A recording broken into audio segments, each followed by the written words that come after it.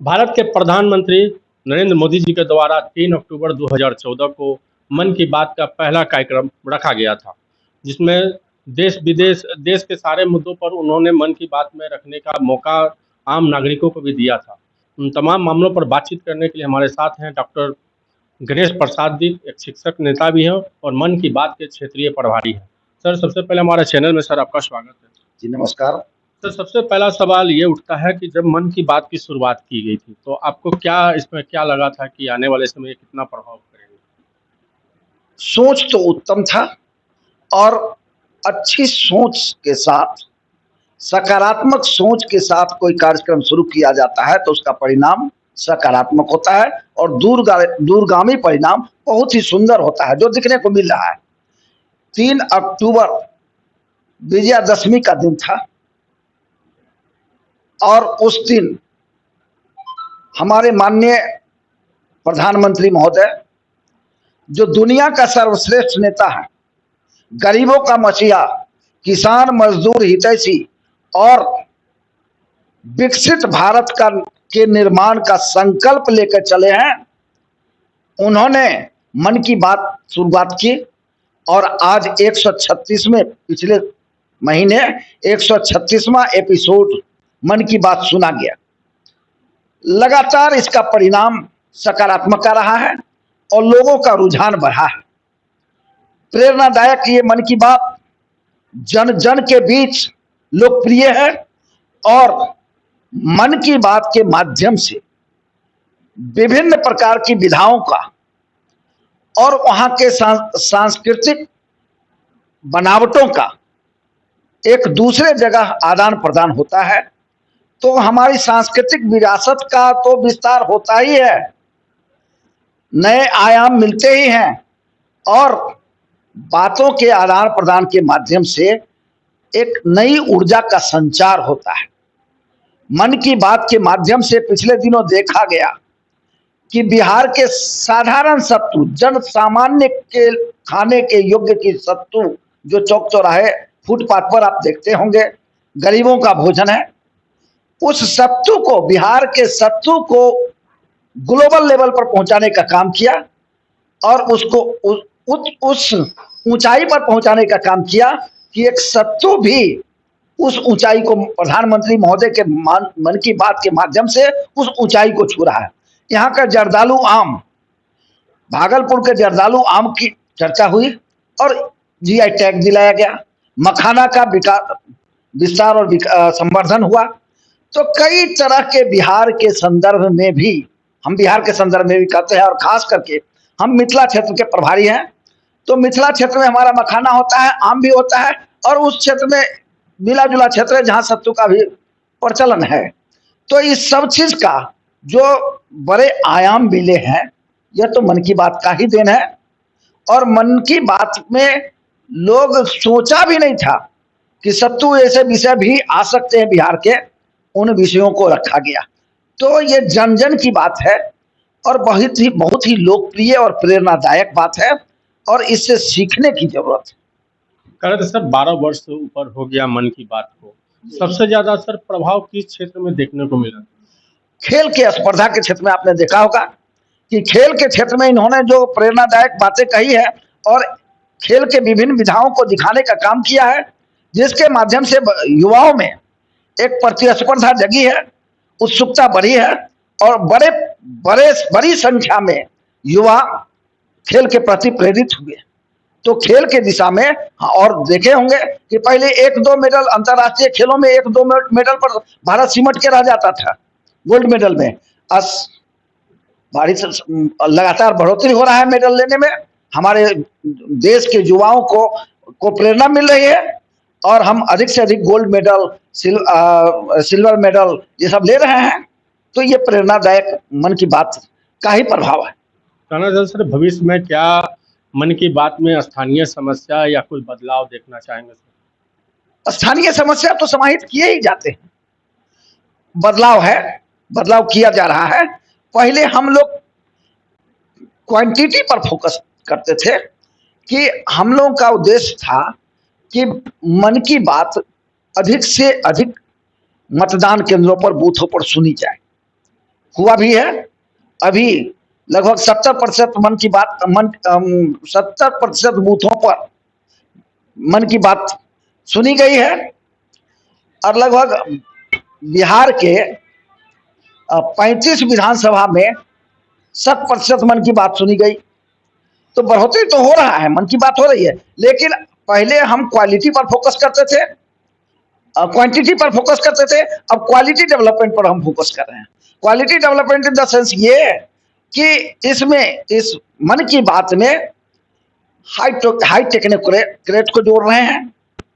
आपको ये विभिन्न विधाओं में जो पारंगत लोग हैं, लोक परंपराओं से जुड़े हुए लोग हैं, वैसे वैसे लोगों को जोड़ रहे हैं, डॉक्टर इंजीनियर को जोड़ रहे हैं, ताकि उनके बातों में की जो भावना है, उनकी भावनाओं को भी एक दूसरे जगह पहुंचाने का काम करें।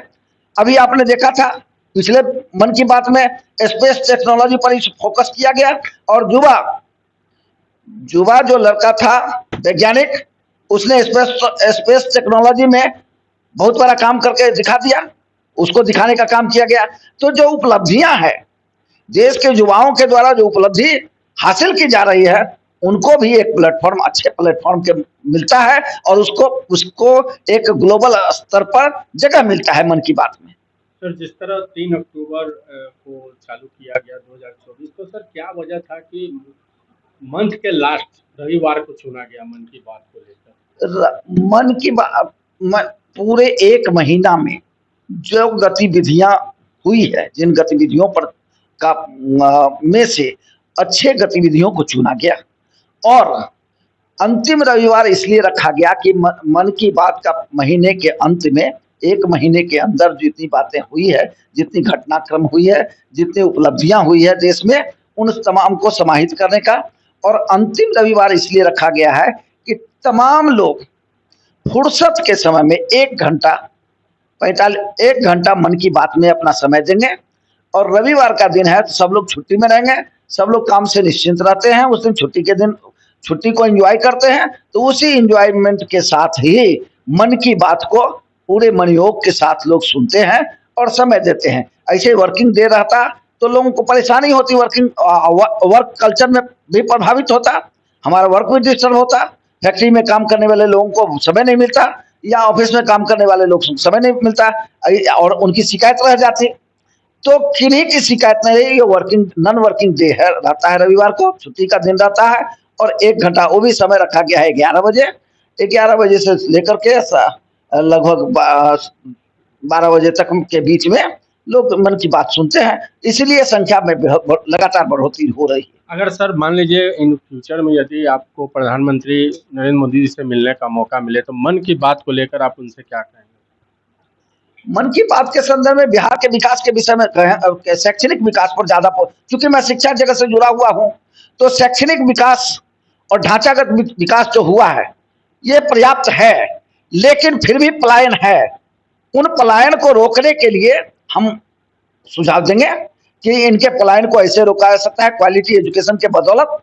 हम बच्चों को बिहार में ही, क्योंकि बिहार बौद्धिक संपदा का स्वामी रहा है, बिहार प्रेरणा का स्रोत रहा है, शिक्षा जगत का केंद्र बिंदु रहा है। जब दुनिया में कहीं शिक्षा का कोई व्यवस्था नहीं था तो राजगीर और तक्षशिला विश्वविद्यालय हमारा बिहार में था। तो हम बिहार के लोग और बौद्धिक क्षमता अधिक रखते हैं और उस बौद्धिक क्षमता में पिछले कुछ दिनों में प्रशासनिक व्यवस्था और सरकार की इच्छा शक्ति के बदौलत पिछली सरकारों में ये इसका ह्रास हुआ और बच्चे पलायन किए थे, शिक्षा पर फोकस कम हुआ और बच्चे पलायन किए थे। वो बदस्तूर अब थोड़ा बहुत सरकार, वर्तमान सरकार बहुत अच्छा काम कर रही है। अब देखिए एक उदाहरण बताते हैं कि आजादी से लेकर 2025 तक, हाल तक मात्र 281 डिग्री कॉलेज था, सरकारी डिग्री कॉलेज जिसको अंगीभूत कहते हैं, अंगीभूत डिग्री कॉलेज मात्र 278 थे। और ये वर्तमान सम्राट आदरणीय मुख्यमंत्री सम्राट चौधरी जी की सरकार बने तो ये प्रक्रिया तो हालांकि बहुत पहले से चल रहा था, लेकिन प्रक्रिया फलीभूत नहीं होता है हुआ।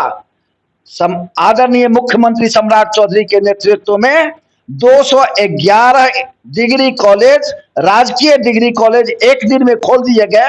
यह बड़ी उपलब्धि है शिक्षा के क्षेत्र में। सर बहुत स्कूल को बंद कर दिया गया या किसी में मर्ज भी कर दिया गया इधर बीतों दिनों जो भी जानकारी आई है। उसका कारण दूसरा है। उसका मर्ज करने का कारण है कि एक ही जगह 2-3 स्कूल चल रहे थे तो उसको एक जगह मर्ज किया गया, और बहुत बंद किए गए जहाँ स्लम एरिया था, जहाँ बच्चों की वहाँ जगह नहीं थी तो उसको अलग अच्छी व्यवस्था दी गई, अच्छे स्कूल खोले गए, उनको सारी सुविधा दी गई। जैसे अनुसूचित जाति के बच्चों के लिए अलग स्कूल व्यवस्था किया गया, आवासीय विद्यालय खोले गए, अच्छी क्वालिटी उनको गुणवत्तापूर्ण शिक्षा मिले यह सुनिश्चित करने के लिए व्यवस्था की गई। जो लोग इस पर इन मुद्दों को राजनीतिक लाभ उठाने के लिए इस मुद्दों को रखते हैं, उनके समझ से ये अलग की बात है। सरकार ने उसकी बेहतरी की व्यवस्था की है, शैक्षणिक ढांचा में विस्तार हुआ है और अच्छे विस्तार के साथ शैक्षणिक गुणवत्ता भी लाने का प्रयास किया जा रहा है। अब देखिए बड़े पैमाने पर डिग्री कॉलेज में शिक्षकों की बहाली हुई है। अब काम होता है तो थोड़ी बहुत कमी रह जाती है, उसको पूरा किया जाता है, या काम होगा तो सुधार की गुंजाइश है। सर आप एक शिक्षक नेता भी हैं गणेश सर, और आपने कहा कि बहुत शिक्षकों की बहाली की गई है, लेकिन बीतों दिन गर्दनी बाग घटना स्थल पर लगभग 11 दिनों से अनशन किया जा रहा है, लेकिन आपके सरकार के तरफ से वहां पर किसी भी लोगों द्वारा अभी तक आश्वासन नहीं दिया गया। ये उन लोगों की योजना अपने तरीके के स्थायीकरण की भी एक प्रक्रिया होती है। सरकार अभी जो नियोजित शिक्षकों का स्थायीकरण हुआ है, आप देखे होंगे, जो पहले नियोजित शिक्षक थे सुप्रीम कोर्ट में भी गए थे वो लोग, उनके साथ मैं गया था उनके सहयोग में। तो सुप्रीम कोर्ट ने कहा था कि इनकी कोई परीक्षा तो होनी चाहिए, तो एक परीक्षा लेकर के उनको किया गया और उनको विशिष्ट शिक्षक का दर्जा मिला। तो एक प्रक्रिया है, उस प्रक्रिया का अनुपालन तो करना ही पड़ेगा ना, तो उस प्रक्रिया का अनुपालन करके हुआ है। तो शैक्षणिक ये जनहित में है, आम आवाम के बच्चों को गुणवत्तापूर्ण शिक्षा मिले, इसमें क्वालिटी देखना तो आवश्यक है। तो सरकार ने क्वालिटी देखी है, कोई गुनाह नहीं है, हम शिक्षक नेता हैं, इसका स्वागत करते हैं। लेकिन कहते हैं, अभी भी कहते हैं कि पलायन रुके, बहुत हद तक रुका है, लेकिन और शैक्षणिक ढांचा में और विस्तार की आवश्यकता है, विकास की आवश्यकता है, और गुणवत्तापूर्ण शिक्षा हर बच्चे को मिले, इसका मैं पुरजोर वकालत करता हूं। जी सर, बहुत बहुत धन्यवाद सर। हमारे साथ थे डॉक्टर गणेश प्रसाद सिंह, जो शिक्षक नेता भी हैं और मन की बात के क्षेत्रीय प्रभारी में है। उनसे मन की बात को लेकर तमाम मामलों पर बातचीत की है। आपको यह वीडियो कैसा लगा हमें कमेंट्स बॉक्स पर जरूर दें, और मन की बात में आपको क्या और भी कुछ बदलाव की जरूरत है उसके बारे में भी आप जरूर कमेंट बॉक्स में दें। मैं अनिश कुमार के साथ ओमकार नाथ, त्रिवेणी भारत टीवी।